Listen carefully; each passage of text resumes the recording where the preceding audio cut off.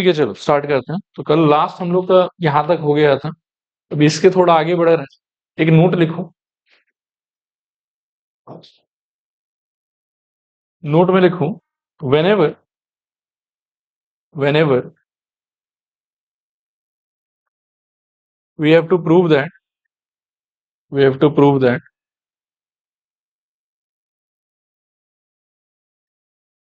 √2, √3, √5, √7, dot dot dot. Whenever we have to prove that √2, √5, √3, √7, dot dot dot are irrational, are irrational, are irrational, then we should follow we should follow the we should follow the above approach. We should follow the above approach. We should follow the above approach. मैं क्या बोलना चाह रहा हूँ सुनना और समझना थोड़ा सा। जब भी √5 प्रूफ करने का वो तो दिखाई दिया आप, पर इस टाइप का सिंगल हैंडेड अगर बस कुछ रूट कंटेनिंग सामान आपके पास में है, जैसे √2 है, सपोज करो ये √3 है, ये रूट मान लो कि 5 है, √7 है, √11 है, √13 है, तो उन सब टाइप का कोई भी क्वेश्चन अगर आएगा ना, तो आपको इतना लंबा एकदम as it is step by step बिना कुछ भी मिस किए आपको लिखना है। हाँ, प्राइम नंबर, क्योंकि एक प्रॉब्लम क्या होगा कि अगर नॉन प्राइम नंबर रहा ना आपके पास में, तो ये वाला लॉजिक नहीं लगा पाओ। जो फंडामेंटल थ्योरम ऑफ अरिथमेटिक का पार्ट 1 था वो क्या बोलता था कि अगर कोई प्राइम नंबर है वो किसी नंबर के स्क्वायर को डिवाइड कर रहा है, तो वो उस नंबर को भी डिवाइड करेगा, लेकिन अगर ये आदमी प्राइम नंबर ना हो तो फिर तो ये लॉजिक नहीं लगा सकता। इसीलिए ये वाला जो आइडिया है वो सिर्फ और सिर्फ प्राइम नंबर। ठीक है। अब नेक्स्ट क्या होता है कि एक और कैटेगरी ऑफ क्वेश्चन होता है कि जिसमें रूट के अलावा भी आपको कुछ ना कुछ एडेड, कुछ ना कुछ सब्ट्रैक्टेड, कुछ ना कुछ कभी कभार डिवाइडेड, कभी कुछ मल्टीप्लाइड, ऐसा कुछ उल्टा पुल्टा आपको मिल सकता है। तो अगर इन सब टाइप का कोई एक्सप्रेशन प्रूफ करने के लिए आता है ना हमारे पास में, तो उस टाइम पर क्या होगा कि हम इसमें ये चीज तो अज्यूम करके चलेंगे कि √5 तो अपने आप में पक्का इरेशनल है। ठीक है। अभी कभी कभी ऐसा भी हो सकता है, देखो मैं दोनों बातें बता देता हूँ। 3 + 2 √5 इसको आपको प्रूव करना है इरेशनल, और सपोज करो कि आपको मार्क्स मिल रहा है सिर्फ 2 या फिर 3। ठीक है। और ऐसा भी हो सकता है कि सेम क्वेश्चन के लिए आपको क्या पता 5 मार्क मिल रहा, ये 4 मार्क मिल रहा। ठीक है। तो अगर 2 या 3 मार्क मिल रहा है ना, तो इसमें हम क्या करेंगे कि प्रूफ करते टाइम हम पहले से ही एज्यूम करके चलेंगे कि √5 जो है वो इरेशनल होता है। उसको हम अलग से कोई प्रूफ प्रूफ करके दिखाएंगे। अच्छा, ऐसा मान लेंगे कि √5 क्या होता है हमारे हिसाब से, इरेशनल हो। क्लियर मेरे ख्याल में। लेकिन अगर 5 मार्क का आता है तो फिर हमारे प्रूफ में दो पार्ट हो। पहले हम √5 को अलग से इरेशनल प्रूफ करेंगे, जैसे हमने प्रीवियस क्वेश्चन में किया। ठीक है। और उसके बाद में इससे रिलेटेड जो भी अभी मैं आर्ग्यूमेंट्स या स्टेप्स आपको लिखाऊंगा, ये वाला भी आपको लिखना। कहने का मतलब ये हुआ कि कम मार्क्स से अगर सेम क्वेश्चन आता है, तो जो अभी स्टेप्स लिखाऊंगा सिर्फ इतना लिखना, and these are very simple, मतलब 3 या 4 स्टेप में प्रूफ खत्म हो जाता है। ठीक है। लेकिन अगर 5 मार्क के आसपास आपको मिला, तो आप पहले प्रूफ कर दो कि √5 इरेशनल है अकेला का पूरा वो लंबा सोल्यूशन दिखा के, और उसके बाद में ये जो 4-5 स्टेप अभी लिखाऊंगा इसके लिए, ये भी आप अटैच कर देना। ठीक है। अब लिखते हैं इसका प्रूफ। लिखो, let let 3 + 2 √5 be rational. Let 3 + 2 √5 be rational. ठीक है। फिर लिखना देयरफॉर 3 + 2 √5 इज इक्वल टू क्या आ जाएगा बताओ, P/Q, comma P and Q are what, are coprime, और क्या बोल सकते हैं, Q is not equal to 0। ठीक है। अब देखो हमने बिगिन किया है इसको क्या मान के, रैशनल मान के, चलेगा यहां तक। अब आपको क्या करना है कि रूट वाला जो हिस्सा है ना आपके क्वेश्चन के अंदर, ये रूट वाला पार्ट, इसको छोड़ के बाकी जितना आदमी आपको दिख रहा है ना, ये 3 है, ये 2 है, इन सब को आप दूसरे साइड में शिफ्ट कर रहे हैं, ट्राई कर।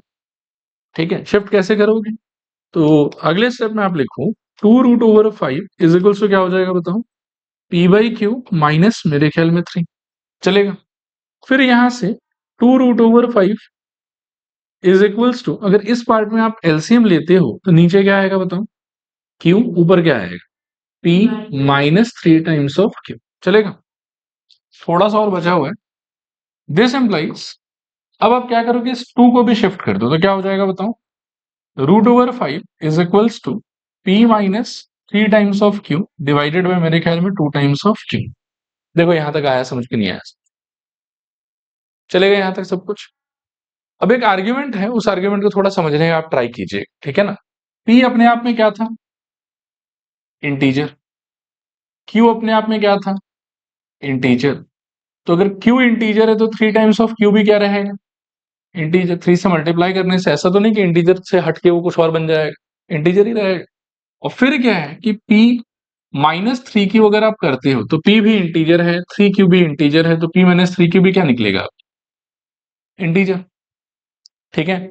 और इस सारे आर्ग्यूमेंट के बाद में मैं अगर ध्यान से इस चीज को देखूं तो मुझे पता नहीं क्यों ये ऐसा लग रहा है कि it is written in the format of integer divided by integer. सही है, it is written in the format of what, integer divided by integer. और इंटीजर डिवाइडेड बाय इंटीजर को हमेशा आप क्या मान के चलते हैं, रैशनल नंबर। तो जो आपका राइट हैंड साइड हुआ वो कैसा नंबर हो गया यहाँ पे, रैशनल नंबर। ठीक है। और जो लेफ्ट हैंड साइड है आपका, ये हम शुरू से एज्यूम करके चल रहे हैं कि √5 कैसा नंबर रहा होगा, इरेशनल। तो लेफ्ट हैंड साइड कैसा नंबर हो गया आपके लिए, इरेशनल नंबर हो गया। ठीक है। लेकिन एक प्रॉब्लम है इस वाले स्टेप में। हमको पता है कि रैशनल नंबर का कलेक्शन और इरेशनल नंबर का कलेक्शन, वो दोनों तो एकदम अलग अलग कनेक्शन है, उनके बीच में तो कोई कॉमन एलिमेंट है नहीं। रैशनल का कलेक्शन अलग था और इरेशनल का कलेक्शन अलग था, उनके बीच में कुछ भी कॉमन था कि कुछ भी कॉमन नहीं था, कुछ भी कॉमन नहीं था। और कुछ भी अगर कॉमन नहीं था तो दुनिया का कोई भी रैशनल नंबर किसी भी इरेशनल नंबर से कभी भी इक्वल नहीं हो सकता। लेकिन ये तो हमको वैसा ही कुछ मिला है। आया बात समझ, नहीं ऐसा कुछ नहीं है। √5 तो हम पहले से जानते हैं कि हाँ इरेशनल है, वो तो हमने प्रूव कर रखा है ना। और ये वाला जो चीज है, इसमें जब मान लो कि आप शुरू से थोड़ा सोचोगे तो पी और क्यू को यहाँ आपने क्या पकड़ा था, को प्राइम इंटीजर पकड़ा था। तो पी इंटीजर, क्यू इंटीजर, फिर 3 × क्यू भी इंटीजर, और p-3 क्यू का वैल्यू भी क्या हो जाएगा, इंटीजर। तो ये तो मेरे को इंटीजर डिवाइडेड बाय इंटीजर दिखाई दे रहा है, तो इसको तो मैं पक्का क्या बोल सकता हूँ, रैशनल नंबर। और √5 के बारे में मैं पहले से जानता हूँ कि ये कैसा आदमी होगा, इरेशनल नंबर। तो राइट हैंड साइड वाला रैशनल आया, लेफ्ट हैंड साइड वाला इरेशनल आया, और बीच में इक्वल भी बैठा हुआ है। ठीक है। तो यही वाला जो स्टेप है हमारा, वो यहां पर क्या हो जाएगा हमारे लिए, नॉट पॉसिबल। ठीक है। ये बोल सकते हैं कि एक तरीके से कॉन्ट्राडिक्शन, कि भाई ऐसा तो होता नहीं है लेकिन फिर भी हमको ऐसा मिल रहा है। ठीक है। तो ऐसा ये कॉन्ट्राडिक्शन क्यों आ रहा है, क्योंकि हमारा एजम्पशन ही गलत था। और एजम्पशन अगर हमारा गलत था, ये रैशनल अगर नहीं हो सकता, तो फिर इसको क्या होना पड़ेगा, इरेशनल, एंड हेंस प्रूफ। ठीक है। और यहीं पे ये वाला क्वेश्चन अगर सपोज करो कि 5 मार्क के लिए आता, तो पहले आप ये जो √5 इज इरेशनल वाला पूरा प्रूफ है ना, पहले हाफ में आप ये दिखाते और फिर उसके नीचे लिखते कि देयरफॉर देखो √5 इज रैशनल। और उसके बाद में फिर से आपको ये वाला पूरा का पूरा लिखना हो 5 मार्क के लिए। 5 मार्क के लिए दोनों क्वेश्चन का सोल्यूशन कंबाइन हो जाएगा, पहले वो आएगा फिर ये आएगा। और अगर 2 मार्क या 3 मार्क रहता है तो आप ये मन में पहले से मान के चलो कि यार सब जानते हैं कि √5 रैशनल होता है, हम भी मान लेंगे कि √5 रैशनल होता है। इतना सा बस आप लिख दो, हो गया आपका काम। चलेगा मेरे ख्याल में। करो फटाफट कॉपी करो, इसके आगे का लाइन में लिखाता हूं,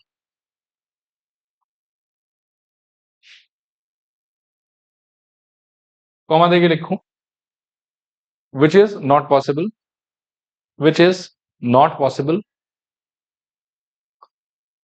hence hence our assumption was wrong, hence our assumption was wrong, therefore 3 plus 2 root 5 3 plus 2 root 5 is irrational, is irrational, therefore 3 plus 2 root 5 is irrational। चलेगा। नेक्स्ट इसको देखो, same set of arguments, in fact इसका जो calculation है वो और easy है। पिछले बार तो फिर भी थोड़ा मेहनत करना था कि पहले इसको भेजो, एलसीएम लो, फिर इसको भेजो। इस बार तो कुछ भी मेहनत नहीं करना, बस 7 को भेज दो, काम खत्म। लिखो, लेट 7 √5 बी क्या, रैशनल। ठीक है। फिर लिखूं, देयरफॉर 7 √5 इज इक्वल टू क्या मिलेगा बताओ, P by Q where P and Q are क्या, को प्राइम नंबर्स, ये को प्राइम बोलने से भी होगा, comma Q is not equal to Z. This implies root under 5 is equals to P divided by क्या, 7 क्यू। ठीक है, अब यहां पर आर्ग्यूमेंट सुनो एक बार। रूट 5 तो हम सब लोग जानते हैं कि कैसा नंबर है, इरेशनल। तो ये वाला पार्ट मेरा इरेशनल हो गया, और राइट हैंड साइड वाला पार्ट अगर आप देखोगे तो पी इंटीजर और नीचे वाला क्यू इंटीजर और 7 क्यू भी क्या रहेगा, इंटीजर। तो इंटीजर डिवाइडेड बाई इंटीजर वो कैसा नंबर होगा, रैशनल नंबर। ठीक है ना, तो this implies a rational number is equals to rational number. आप लोग थोड़ा फुल फॉर्म लिख लेंगे, a rational number is equals to rational number, comma देके लिखो, which is not possible, which is not possible, which is not possible, hence 7 root 5, which is not possible, hence 7 root 5 is irrational, hence 7 root 5 is irrational। चलेगा, आगे बढ़ते हैं, इसको देखो, prove that 6 plus root 2 is irrational, ये भी वैसा ही है। ठीक है, ये इनफैक्ट आपके एनसीईआरटी के एक्सरसाइज में है शायद, लिखो, फटाफट लिखते जाना, let 6 plus root 2 be rational, comma 6 plus root 2 is equals to P by Q, where P and Q are co-prime and Q is not equal to 0.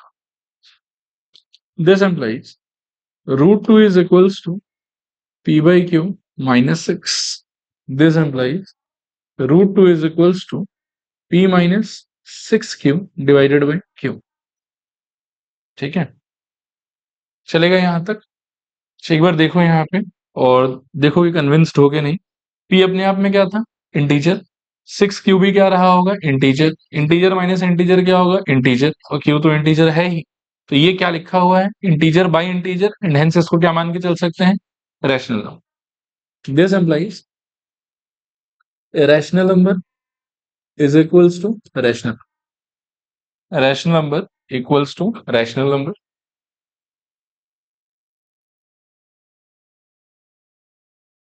Rational number is equals to rational number. आगे लिखूं, comma देके, which is not possible, which is not possible, which is not possible, hence 6 plus root 2, 6 plus root 2 will be irrational, 6 plus root 2 will be irrational। चलेगा, अगला question देखो, 1/रूट, इस पे आप ऐसे ही 2 स्टार लगा। अभी 2 स्टार लगाने क्यों बोल रहा हूं, देखो कि अभी तक जितना भी फॉर्मेट अपन देख रहे थे ना, तो उनका ठीक था, कोई दिक्कत नहीं है, आप डायरेक्टली इस तरीके से अप्रोच करो, आंसर आपका आ जाएगा। लेकिन जब कभी भी आपको अपने क्वेश्चन में ये रूट वाला पार्ट ऐसे डिनोमिनेटर में जाता हुआ दिखे ना, तो इन क्वेश्चंस को क्या करना होता है कि आपको पहले रैशनलाइज करना होता है। ठीक है, और उसके बाद में फिर आपको प्रूफ लिखें। तो लिखूं, सबसे पहले हम रूट टू 1/रूट 2 जो भी एक्सप्रेशन है, इसको इमीडिएटली रैशनलाइज करके चेंज कर देंगे। नीचे भी रूट 2 से मल्टीप्लाई कर लो, और ऊपर भी 1 को आप रूट 2 से मल्टीप्लाई कर लो, तो नीचे वाला नंबर क्या हो जाएगा आपके लिए, 2, ऊपर वाला नंबर क्या हो जाएगा, रूट। ठीक है, अब हमको दिख रहा है कि ये नंबर और ये नंबर है तो सेम ही, लेकिन हम प्रूफ जो है वो इसके लिए करेंगे, ज्यादा कन्वीनियंट रहेगा हमारे। ठीक है, तो लिखूं, लेट 1/रूट 2 दैट इज √2/2 बी रैशनल। मान लेंगे इसको कि ये क्या है, ये रैशनल, बी रैशनल। नीचे लिखना, देयरफॉर √2/2 इज इक्वल्स टू क्या होना चाहिए, P/Q, where P and Q are coprime and Q is not equal to 0. This implies root two is equals to, ये वाला जो टू है ना, इसको शिफ्ट कर लो उधर, ये मिल जाएगा आपको 2p डिवाइडेड बाई क्यू। चलेगा। और मुझे लगता है कि यहीं पर प्रूफ फिर खत्म, क्योंकि रूट टू कैसा नंबर होगा, इरेशनल। और 2p डिवाइडेड बाई क्यू कैसा होगा, इंटीजर बाई इंटीजर, रैशनल। तो लिखो दिस एम्प्लाइज, इसके नीचे irrational number is equals to rational, comma देके लिखना, which is not possible, which is not possible, which is not possible. Hence 1 by root 2, 1 divided by root 2 is irrational. Hence 1 divided by root 2 is irrational. चलेगा मेरे ख्याल में? Okay. Next heading लिखो आप लोग, extra questions on HCF and LC। ठीक है, चलो बिगिन कर रहे हैं। तो हमारा अगला हेडिंग क्या हो गया, extra questions on HCF and LC। अभी देखो HCF एंड LCM के एक्स्ट्रा क्वेश्चंस वाले कलेक्शन में जाने के पहले मैं एक दो बात है उसको थोड़ा सा आपको वापस रिमाइंड कराना चाहूँ। लाइक HCF LCM का मैं ऐसा कहूंगा आपको कि दो टाइप का अंडरस्टैंडिंग जो एनी टाइम आपके दिमाग में रहना चाहिए। पहला अंडरस्टैंडिंग है वर्ड प्रॉब्लम से रिलेटेड। ठीक है, वर्ड प्रॉब्लम से रिलेटेड अंडरस्टैंडिंग ये था कि सवाल पढ़ो, फिर वैल्यूज को देखो और आप देखो कि आपको कौन सा टास्क करने के लिए बोला गया है। और अगर आपको ऐसा फील हो कि जो टास्क आपको करना है उस टास्क को करने के बाद में जो आपका आंसर निकल के आना चाहिए वो गिवन वैल्यूज के कंपैरिजन में उससे थोड़ा छोटा निकल के आना चाहिए, तो वो सारा का सारा क्वेश्चन कौन सा कैटेगरी का होता है, HCF। और जब कभी भी आपको ऐसा फीलिंग आए कि आपका आंसर जो है वो गिवन वैल्यूज के कंपैरिजन में थोड़ा सा तो बड़ा आना चाहिए, तो वो क्वेश्चन किसका होता है, LC। एक ये अंडरस्टैंडिंग हो गया। दूसरा, आप रिकॉल करो कि HCF का फुल फॉर्म क्या है, हाईएस्ट कॉमन फैक्टर, और एलसीएम का full form lowest common multiple. मैं हाईएस्ट और इस कॉमन वाले पे इग्नोर मारता हूँ, लोएस्ट और कॉमन वाले को भी इग्नोर मारता हूँ। इसमें मेरे लिए इंपॉर्टेंट वर्ड है फैक्टर और इसमें मेरे लिए इंपॉर्टेंट वर्ड है मल्टीपल। अब आप मेरे को बताओ कि फैक्टर का प्रॉपर्टी क्या होता था कि किसी नंबर का जो फैक्टर है वो उस नंबर को डिवाइड कर देता था कि उससे डिवाइड हो जाता था। तो यानी कि जब भी ऐसा कोई सवाल आएगा जिसमें डिवाइड करने वाला नंबर चाहिए तो वो कहीं ना कहीं पक्का HCF से जुड़ा हुआ सवाल है। और अगर कोई ऐसा सवाल आया जिसमें डिवाइड हो जाने वाला नंबर चाहिए, करने वाला नंबर नहीं चाहिए, कौन सा नंबर चाहिए, हो जाने वाला नंबर चाहिए, तो वो सवाल किसका होगा, LCM का होगा। वर्ड प्रॉब्लम में छोटा आंसर HCF, बड़ा आंसर LCM। और कुछ क्वेश्चंस ऐसा आता है, देखो कि find the largest number which divides this this and this. तो ये वर्ड प्रॉब्लम तो नहीं है, लेकिन यहां पर भी आपको समझना पड़ेगा कि HCF में फैक्टर है और LCM में क्या है, मल्टीपल। यानी कि HCF वो आंसर देगा जो डिवाइड करेगा और LCM वो आंसर देगा जो डिवाइड हो जाएगा। इस लॉजिक से आप क्या है कि इस क्वेश्चन में भी ढंग से डिसाइड कर पाओगे कि कहाँ HCF लगाना और कहां पर LCM लगाना। अब यहां पर डिवाइड करने वाला नंबर चाहिए लैंग्वेज के हिसाब से कि डिवाइड होने वाला नंबर चाहिए, करने वाला नंबर चाहिए, ये बात समझ में आ रहा है। तो डिवाइड करने वाला नंबर चाहिए तो फिर क्या निकालेंगे हम इसका, HCF। क्लियर मेरे ख्याल में, लिखिए। और HCF निकालने के लिए क्या करना होगा हमको, प्राइम फैक्टराइजेशन। चलो करते हैं। 144 का प्राइम फैक्टराइजेशन 2 से स्टार्ट कर सकते हैं शायद। 72, फिर से 2, 36, फिर से 2, 18, फिर से 2, 9, फिर से 3, तो 3। तो मेरे ख्याल में एक बार ऐसे रहने देते हैं, छोड़ो, अगले पेज पे एक साथ कॉपी कर ली।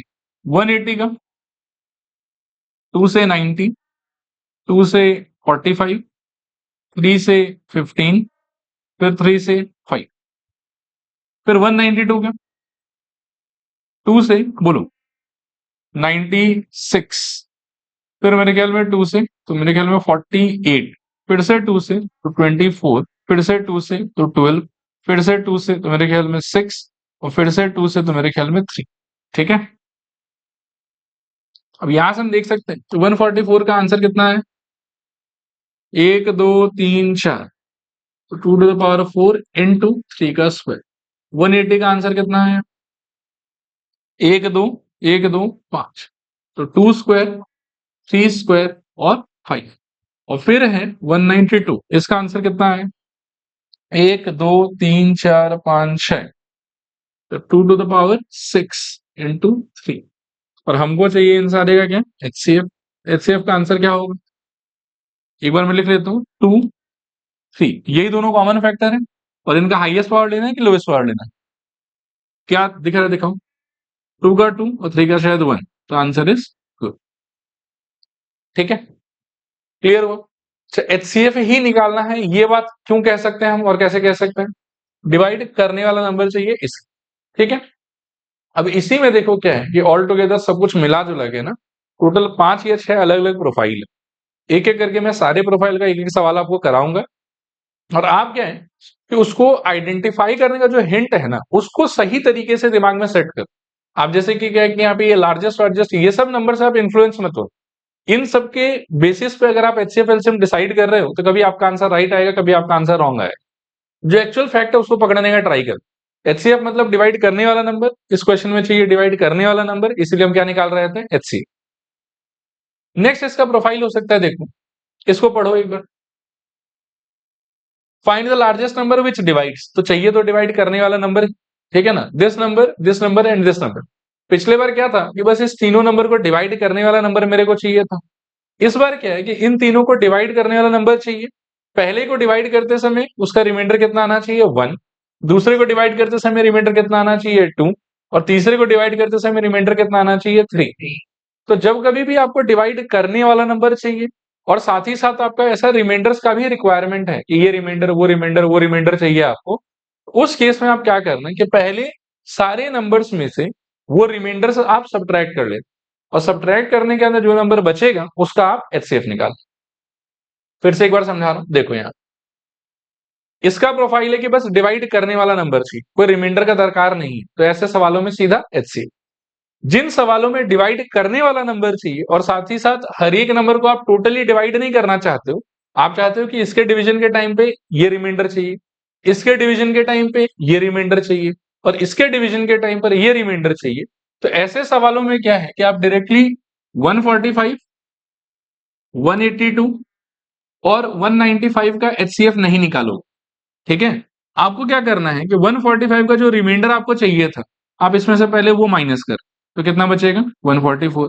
182 में जो रिमाइंडर चाहिए था उसको आप इसमें से माइनस कर लो तो क्या बचेगा? 180। और 195 में आपको जो रिमाइंडर चाहिए था, ठीक है, वो आप माइनस कर लो, क्या बचेगा? 192।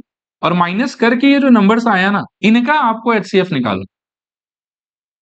ठीक है, एक बार फिर रिपीट कर रहा हूं, देखो डायरेक्टली सिर्फ अगर डिवाइड करने वाला नंबर चाहिए, रिमाइंडर का कोई रिक्वायरमेंट नहीं है, तो जो नंबर से दिया है सीधा उसका एचसीएफ।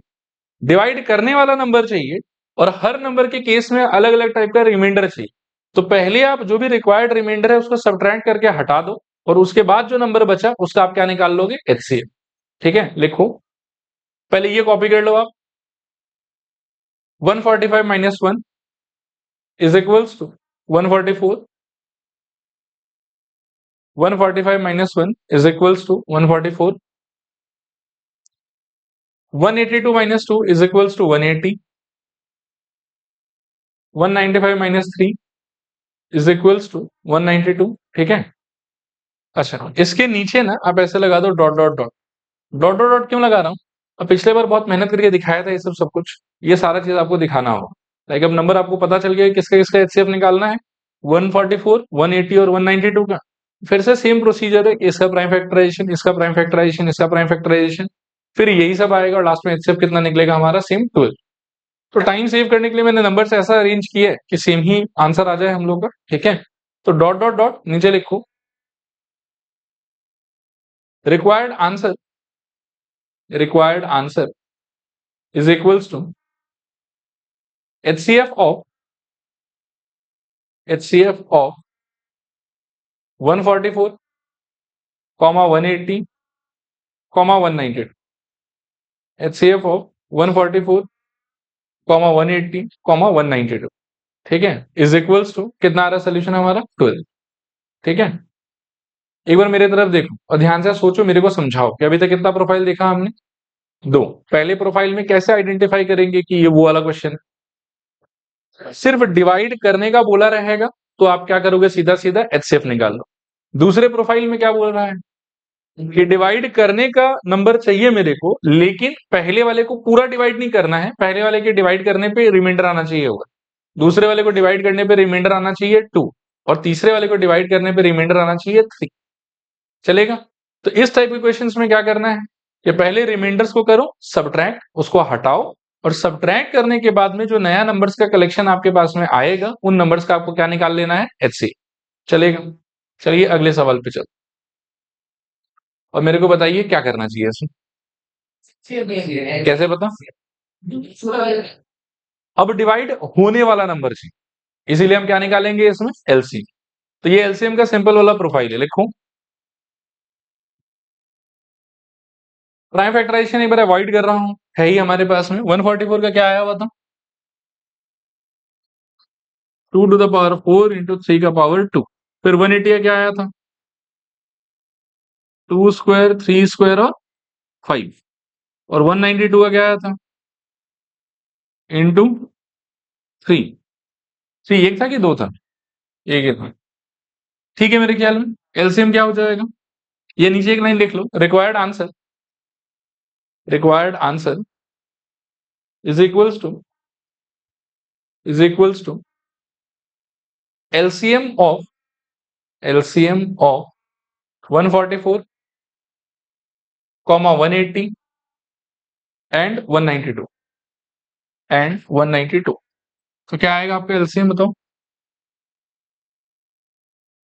मेरे ख्याल में 2 to the power 6 highest power लेना है, 3 का स्क्वायर और मेरे ख्याल में 5 करके बताओ तो कितना है, 2880। शायद राइट ही है, बाकी फिर भी एक बार सब लोग क्रॉस चेक कर लो। ठीक है, राइट है फिर। ठीक है, वापस एक बार मैं अभी तक जितना 3 प्रोफाइल देखा है उसका मेरे को समझाओ थोड़ा सा। पहले वाले में क्या था, डिवाइड करने वाला नंबर चाहिए और कुछ एक्स्ट्रा कंडीशन नहीं है, उस टाइप पर क्या निकालना है आपको, एचसीएफ। नेक्स्ट क्या था, डिवाइड करने वाला ही चाहिए मेरे को, लेकिन थोड़ा थोड़ा रिमाइंडर भी चाहिए मेरे को। तो डिवाइड करने वाला भी चाहिए और थोड़ा थोड़ा रिमाइंडर भी चाहिए ना, तो पहले रिमाइंडर को माइनस करके हटा दो, फिर जो हटा के नया नंबर्स का सेट आया आपके पास में, उसका आप क्या ले लोगे, एचसीएफ। इसमें डिवाइड करने वाला नंबर चाहिए था कि डिवाइड होने वाला नंबर चाहिए था, इसमें होने वाला नंबर चाहिए था, तो डिवाइड होने वाला नंबर अगर चाहिए तो उसके लिए क्या निकालना होगा आपको, एलसीएम। चलेगा मेरे ख्याल में, इसको पढ़।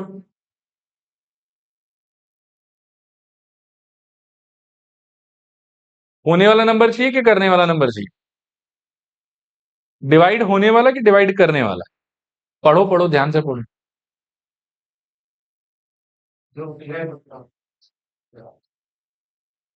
अब बोलूंगा, देखो ध्यान से।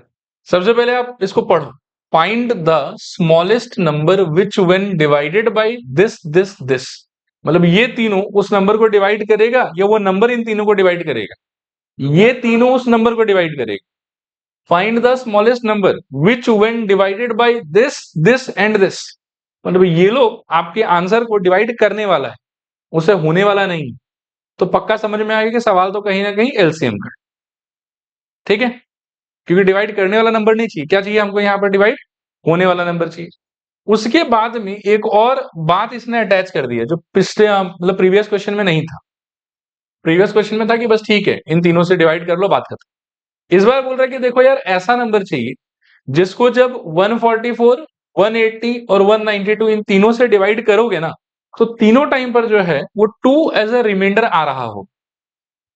तो पहले तो वापस मैं पूछता हूँ, ये क्लियर करके बताओ कि समझ में आया कि नहीं आया, कि डिवाइड करने वाला नंबर चाहिए कि डिवाइड होने वाला नंबर चाहिए, डिवाइड होने वाला चाहिए, होने वाला। ठीक है, कैसे मैं फिर समझाता हूँ, टेंशन मत। अब देखो इस, find the smallest number which when divided by this this and this, मतलब जो नंबर आप ढूंढेंगे ना उसको 145 144 से डिवाइड किया जाएगा, उसको 180 से डिवाइड किया जाएगा, और उसको 192 से भी डिवाइड किया जाएगा। वो नंबर इसको इसको इसको डिवाइड नहीं करेगा। यदि वैसा लैंग्वेज होता तो ऐसा बोला रहता कि find the smallest number which divides this leaving remainder इतना इतना इतना इन एवरी केस, डिवाइड्स बोलता, लेकिन डिवाइड्स नहीं बोल रहा है, क्या बोल रहा है, विच व्हेन डिवाइडेड बाय, मतलब उस नंबर को इन तीनों से डिवाइड करना है, ठीक है, इन तीनों को उस नंबर से डिवाइड नहीं करना। क्लियर है? तो पहले तो ये हिंट एकदम क्लियर हो जाना चाहिए कि अच्छा हाँ, इसका मतलब तो है यार कि हमको किसके रास्ते जाना है, एलसीएम के रास्ते जाना है। प्लस क्या है कि अगर कोई रिमाइंडर का क्लॉज ना होता तो मैं प्लेन एंड सिंपल एलसीएम निकाल के छोड़ देता, लेकिन यहां पर क्या बोल रहा है कि इन तीनों से डिवाइड करने पे डिवाइड नहीं हो जाना चाहिए, क्या निकलना चाहिए, 2 का रिमाइंडर निकलना चाहिए। तो इस टाइप के क्वेश्चन में आपका अप्रोच होगा कि इन तीनों का एलसीएम निकालो और एलसीएम निकालने के बाद में 2 उसमें ऐड करो। अब बोलो सर ये क्यों काम करेगा, तो बहुत ही सिंपल लॉजिक है। इन तीनों का जो एलसीएम होगा, इस एलसीएम को जब आप 144 से डिवाइड करोगे तो पूरा डिवाइड हो जाएगा, कोई रिमाइंडर नहीं आने वाला है। इसको जब आप 180 से डिवाइड करोगे पूरा डिवाइड हो जाएगा, कोई रिमाइंडर नहीं आने वाला है। इसको जब 192 से डिवाइड करोगे तो पूरा डिवाइड हो जाएगा, कोई रिमाइंडर नहीं आने वाला है।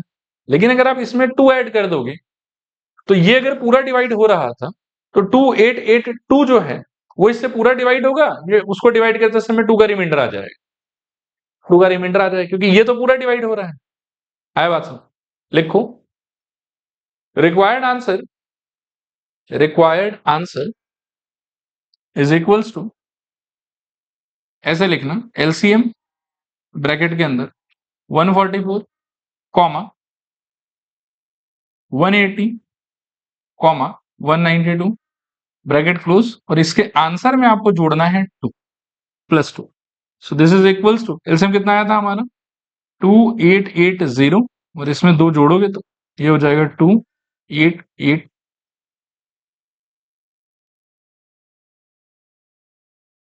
ठीक है, चलेगा। एक बार अभी तक मेरे ख्याल में 4 प्रोफाइल हो गया, चारों प्रोफाइल को समझ लेते हैं। पहला प्रोफाइल क्या था, डिवाइड करने वाला, और थोड़ा आपको मतलब क्या है कि लैंग्वेज को भी समझना पड़ेगा अच्छे से, कहाँ पे डिवाइड बोल रहा है, कहाँ पे डिवाइडेड बाई बोल रहा है, ठीक है ना, उसके हिसाब से। तो डिवाइड करने वाला नंबर अगर चाहिए तो क्या निकालना है उसमें, HCF, बात खत्म। दूसरा क्या था, डिवाइड करने वाला ही चाहिए, लेकिन हर नंबर के केस में अलग अलग मेरे को रिमाइंडर का भी जो है वो इच्छा है कि इसको डिवाइड करने से ये रिमाइंडर, इसको डिवाइड करने से ये रिमाइंडर, और इसको डिवाइड करने से ये रिमाइंडर। वैसे क्वेश्चंस में क्या करोगे, जो जो रिमाइंडर चाहिए जिस जिस नंबर में से, पहले वो रिस्पेक्टिव रिमाइंडर आप कर दो सब्ट्रैक्ट, सब्ट्रैक्ट करके जो नंबर बच गया उस बचे हुए नंबर का निकाल लो HCF। फिर कौन सा सिचुएशन आया कि डिवाइड होने वाला नंबर चाहिए, तो डिवाइड होने वाला नंबर अगर आपको चाहिए प्लेन एंड सिंपल, तो उस केस में क्या निकालोगे आप, एलसीएम, बात खत्म। फिर नेक्स्ट प्रोफाइल आया आपके पास में कि डिवाइड होने वाला नंबर ही चाहिए, लेकिन बस डिवाइड हो जाए ऐसा नहीं, डिवाइड होने वाला नंबर प्लस साथ में मेरे को कोई एक रिमाइंडर है जो मेरे को तीनों केस में सेम रिमाइंडर चाहिए। ठीक है, तो उस केस में क्या करना पड़ेगा, पहले आप निकालो एलसीएम, और एलसीएम प्लस जो सेम रिमाइंडर आपको हर एक केस में चाहिए।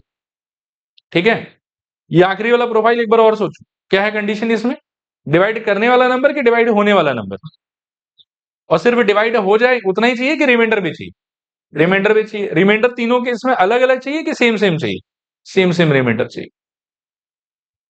वो क्वेश्चन आपके लिए है, उसके लिए फिर क्या है कि अलग चीज है, अलग ट्रीटमेंट, कुछ रिमाइंडर थ्योरम वगैरह है, उसे पढ़ना पड़ता है, बट आपके लेवल पे इतना ही है।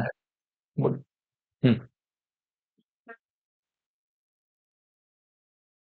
एक बार मुझे ये तीसरा वाला का प्रोफाइल एक बार और समझो, क्या है तीसरा वाला का प्रोफाइल, डिवाइड करने वाला, डिवाइड होने वाला, डिवाइड होने वाला with remainder, without remainder, with remainder, same same remainder की अलग अलग रिमाइंडर, सेम सेम रिमाइंडर। ठीक है, अब आखिरी प्रोफाइल जो सबसे इंटरेस्टिंग, पढ़ो। चलो अब बात करते हैं करने वाला होने वाला, पक्का ना, विच व्हेन डिवाइडेड बाय बोला हुआ है, तो होने वाला की करने वाला, होने वाला। रिमाइंडर चाहिए कि रिमाइंडर नहीं चाहिए, रिमाइंडर चाहिए। पिछले बार क्या मजा था कि मतलब सेम ही रिमाइंडर चाहिए, तो आराम से एलसीएम निकालो, ऐड कर दो, बात खत्म। इस बार क्या बोल रहे हैं, सेम सेम रिमाइंडर के अलग अलग रिमाइंडर, अलग अलग रिमाइंडर। अच्छा, किसके टाइम पर क्या रिमाइंडर ये बताओ, 35 में चाहिए 5, और 45 में चाहिए। अच्छा, कुछ इंटरेस्टिंग नोटिस कर पा रहे हो क्या कि 35 माइनस 5 इज इक्वल्स टू कितना, 30, और 45 के टाइम पर कितना चाहिए था आपको, 15, 45 माइनस 15 इक्वल्स टू ये भी कितना आएगा, 30। ठीक है, तो इसमें सोल्यूशन क्या होगा वो आप पहले लिख लो, मैं लिखा देता हूँ, और उसके बाद में एक्सप्लेन करने का ट्राई करूंगा कि वही सोल्यूशन क्यों हो। ठीक है, लिखो। एक तो बात क्लियर है कि एलसीएम का ही सवाल है, तो कहीं ना कहीं होगा तो एलसीएम से ही लिखो। 35 इज इक्वल्स टू, ट्राइफैक्टराइजेशन इसका तो सिंपल ही होगा, क्या हो जाएगा 5 इंटू 7, और 45 का क्या हो जाएगा 3 स्क्वायर इंटू 5 कह लो, ठीक है। तो एलसीएम क्या हो जाएगा, LCM will be equals to 3 का स्क्वायर इंटू 5 इंटू मेरे ख्याल में 7, 9 इंटू आई थिंक 35, सो 9 5 जा 45, 5 कैरी 4 और 9 3 जा 27 प्लस 4 315, ऐसा कुछ आएगा, ठीक है। लिखो required answer is equals to क्या,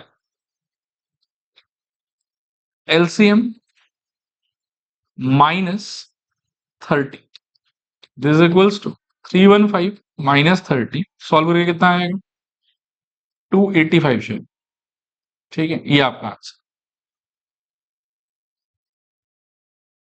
अभी ये क्यों काम करता है पहले मैं आपको वो समझा देता हूं, और उसके अंदर फिर हम सारा प्रोफाइल वापस एक बार रिवाइज करेंगे और फिर हम लोग आगे बढ़े।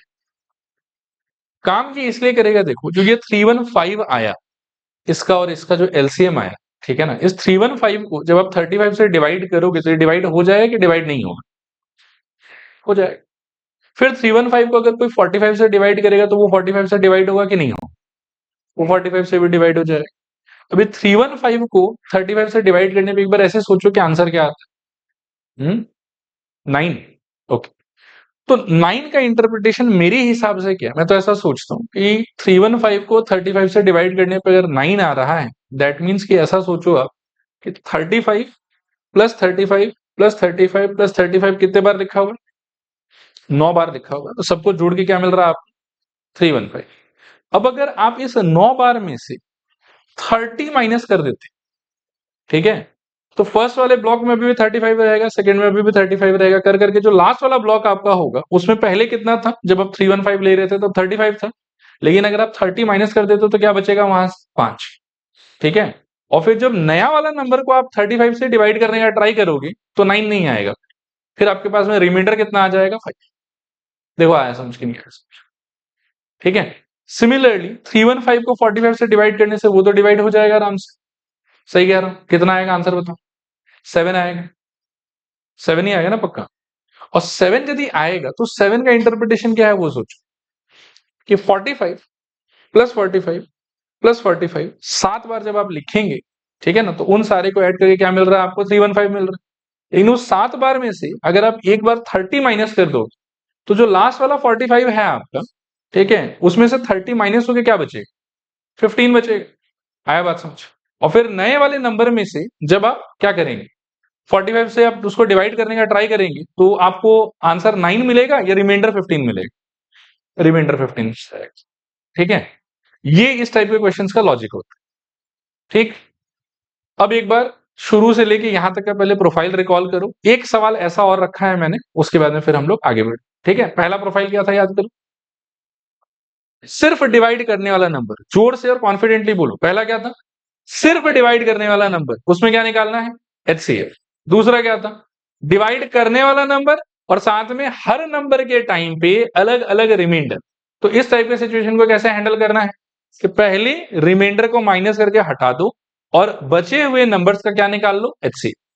थर्ड वाला प्रोफाइल क्या था एलसीएम, तो उसका आंसर निकालने का तरीका, बट आप कैसे आइडेंटिफाई करोगे कि ये वो वाला क्वेश्चन डिवाइड होने वाला नंबर अगर आपको चाहिए और कोई क्लॉज नहीं है रिमाइंडर वगैरह का, तो आपका आंसर किससे आएगा एलसीएम। नेक्स्ट प्रोफाइल क्या था कि डिवाइड होने वाला नंबर लेकिन साथ में मेरे को रिमाइंडर चाहिए और हर नंबर के केस में मेरे को सेम रिमाइंडर चाहिए। फिर ये लास्ट प्रोफाइल में क्या है डिवाइड होने वाला नंबर चाहिए, तो इसीलिए एलसीएम का क्वेश्चन है, और साथ ही साथ मेरे को हर केस में अलग अलग रिमाइंडर चाहिए, सेम रिमाइंडर नहीं चाहिए। सेम रिमाइंडर का केस होगा तो एलसीएम में आप अपने रिमाइंडर को जोड़ दोगे, उससे आंसर आएगा आपका। और अगर अलग अलग रिमाइंडर चाहिए आपको तो उस टाइम पर आपको एक चीज का ध्यान रखना है कि जिस नंबर का जो रिमाइंडर चाहिए उसका पेयर जब आप क्रिएट करोगे तो यू विल फाइंड कि there is same difference between all the pairs. ऐसा ही क्वेश्चन आएगा, इसमें कुछ भी चेंज हुआ तो फिर वो नॉर्मल लॉजिक से सॉल्व नहीं हो सकता, ठीक है। इसका यूनिक बात यही है कि अगर आपको डिवाइड होने वाला नंबर चाहिए प्लस अलग अलग रिमाइंडर चाहिए तो यू विल फाइंड कि हर नंबर और उसके रिमाइंडर का जो डिफरेंस है that is going to be consistent, that is going to be same. और इसको सॉल्व करने का तरीका ही यही है कि आराम से प्यार से पहले एलसीएम निकाल लो और फिर वो जो कंसिस्टेंट डिफरेंस है ना आपका, वो आप सब्ट्रैक्ट कर दो। और ये क्यों वर्कआउट करता है वो मैंने एक बार एक्सप्लेन करने का ट्राई किया। आई होप कि सबको समझ में आ गया वो वाला चीज कि जब 315 को 35 से डिवाइड करोगे तो आंसर कितना आएगा 9। दैट मीन्स कि ऐसा सोचो कि आपके पास में 9 मार्बल, सॉरी 9 नहीं, 35 मार्बल्स का 9 ब्लॉक है आपके पास। 30 अगर सब्ट्रैक्ट कर लेते हो तो लास्ट वाले ब्लॉक में 35 मार्बल की जगह कितना बचेगा, सिर्फ 5। और इस नए वाले नंबर को यानी कि 285 को जब आप ट्राई करेंगे किससे डिवाइड करने का, 35 से, तो ऑटोमेटिकली जो लास्ट में 5 बचा हुआ है ना आपके पास में, वो एज अ रिमाइंडर बाहर आ जाएगा। And same will happen with 45। Clear मेरे ख्याल में? इसी टाइप का एक क्वेश्चन और दे रहा हूं, पहले खुद से ट्राई कर लो और फिर मैं बताऊंगा आप। सेम है, देखो यहां देख, पहले तो आराम से ना सवाल पढ़ के आपको आइडेंटिफाई करना है कि ये कौन से प्रोफाइल को बिलोंग कर रहा है। आपको डिवाइड करने वाला नंबर चाहिए कि होने वाला नंबर चाहिए? होने वाला नंबर चाहिए। रिमाइंडर के साथ, बिना रिमाइंडर के? रिमाइंडर के साथ। सेम सेम रिमाइंडर, अलग अलग रिमाइंडर? अलग अलग रिमाइंडर। तो फिर इसमें चेक करना पड़ेगा मेरे को कि जिस नंबर का जो रिमाइंडर है उसके साथ जो उसका डिफरेंस है, क्या वो सारे पेयर के लिए सेम है कि सेम नहीं। तो 28 माइनस 8 आई थिंक 20, और 32 माइनस 12 पे कितना हो जाएगा 20। तो वही वाला केस है, यानी कि ये लास्ट वाला प्रोफाइल है। इसमें आंसर निकालने का तरीका क्या होता है, एलसीएम माइनस वो जो डिफरेंस है हमारा। ठीक है, तो लिखो, क्या लिखोगे बताओ? पहले तो आप डिफरेंस खैर नहीं भी लिखोगे तो भी चलेगा, आप सीधा वही निकालो, क्या नाम है, प्राइम फैक्टराइजेशन। 28 का क्या आ जाएगा, 2 स्क्वायर इंटू 7, और 32 का क्या आ जाएगा, 2 टू द पावर 5। एलसीएम क्या हो जाएगा आपका, 2 to the power 5 into 7। 2 to the power 5 का value 32 into 7। 7 two the 14, 4 carry 1, और 3 7 21 प्लस 2 1, 22, 224 आ रहा है शायद। चलेगा यहां तक? अब क्या चाहिए आप, रिक्वायर्ड आंसर